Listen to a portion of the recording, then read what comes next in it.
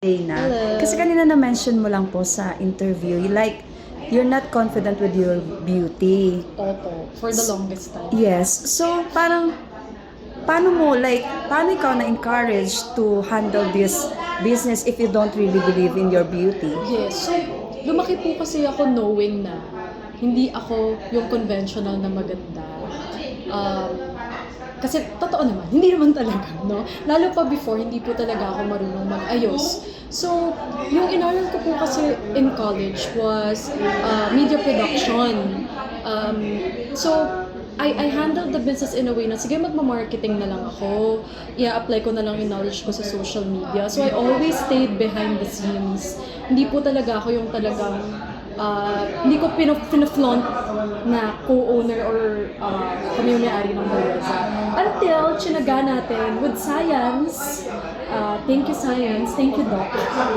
And finally, na-maximize ko na po yung beauty na meron ako. And ngayon, finally, confident na ako. Pero before, hindi talaga. Talagang it was a journey. What does belleza means po? Ayun. So, belleza in Italian, it means beauty. No? Belleza.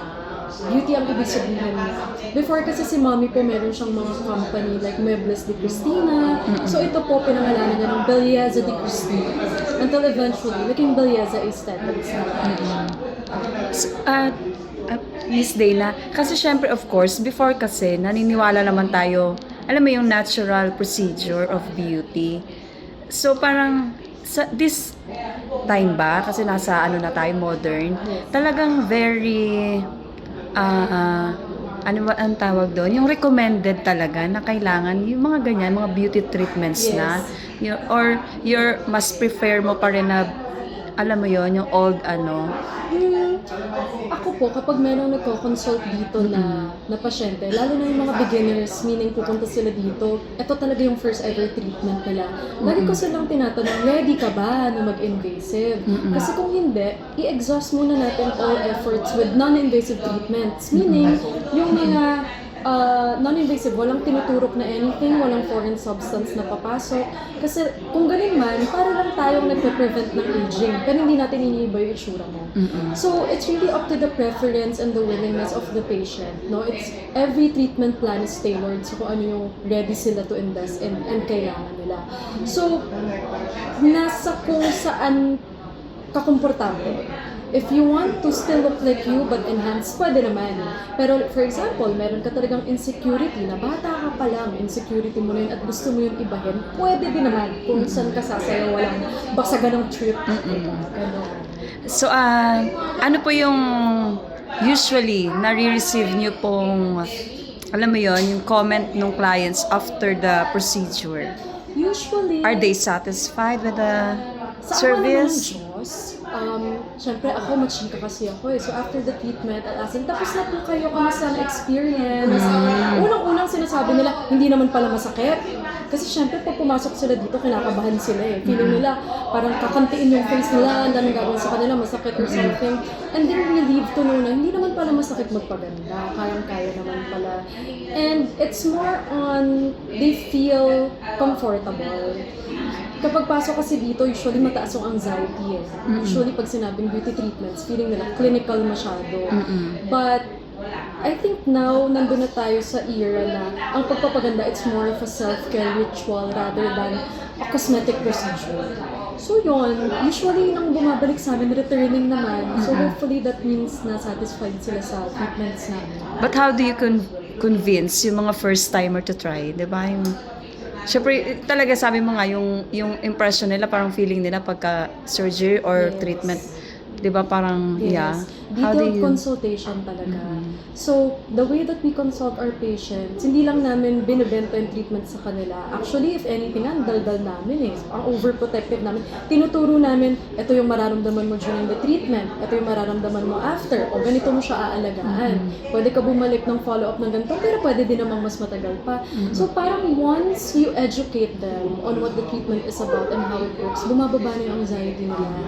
And yun, sila na rin nag-decide na, okay, sige, try natin. So ikaw po, since syempre nasa beauty clinic ka, so ina-expect nila ang very beautiful. So ikaw, how do you maintain your beauty para masabing ano ka, kapanipaniwalang gaganda ako pag nagpa-service ako sa Belleza? Alam nyo, sige, di ko na ipatago. Lahat po ng treatment dito, ako yung guinea pig talaga. Wala po kami pinapasok na treatment dito nang hindi pumapasa kay mommy, tsaka hindi pumapasa sa akin. So, to be honest, kung ano yung mga treatments na meron dito, ginagawa ko rin siya. Nasa Google Calendar ko yan. Kung kailan ko i-maintain yung mga treatments dito. At kapag hindi ko siya na-maintain, parang may kulang. Para bang, kung baga sa gabi, parang hindi ko nalagay yung moisturizer ko. It has become second nature to me na minamaintain ko talaga yung mga treatments dito. Pampapayat, tsaka pampaglow ng balat. Is it hassle para to do it every day or parang ganon? Sa totoo lang, it requires time and effort. May times na tatamarin ka, lalo Yes, na, yes. diba? Lalo na pagpagod ka sa trabaho, gusto mo na lang umuwi.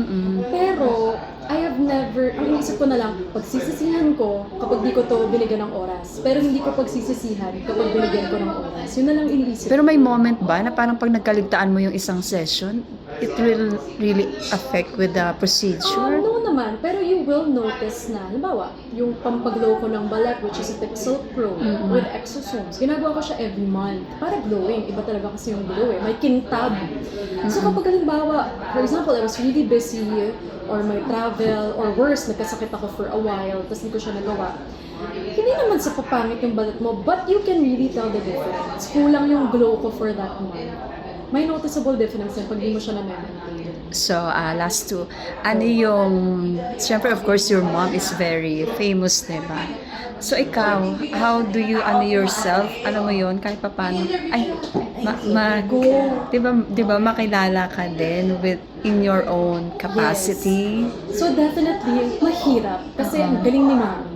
At ang problema, ginagalingan niya pa rin hanggang ngayon. Sabi niya magre-retire na siya, pero ginagalingan pa rin niya. So, syempre, the pressure is there na maging kasing galing niya, maging kasing sipag niya, and maging kasing diskarte niya.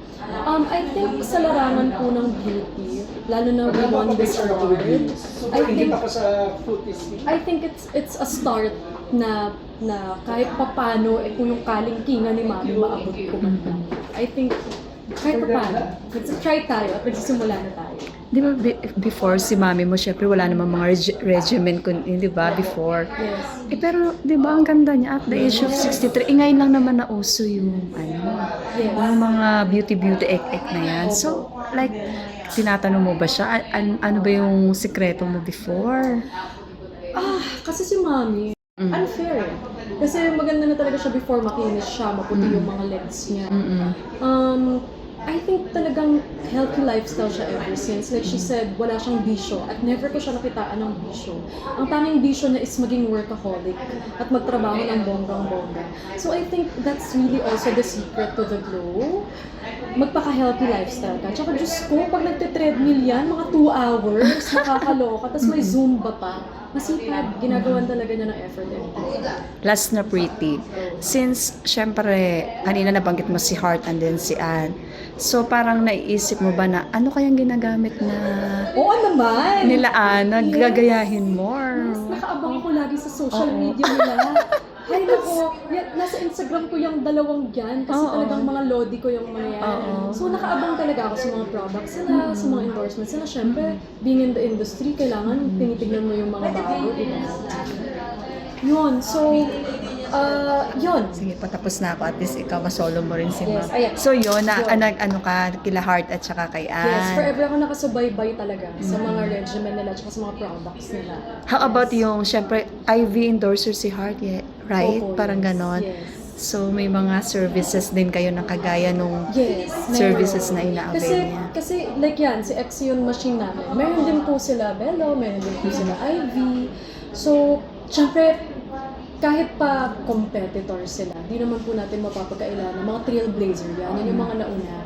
So of course, sometimes we also see their machines, tapos it also adds to the value na, ay, if etong mga clinics na to na mga nauna, meron sila nitong mga machines na to, dapat tayo din, di ba?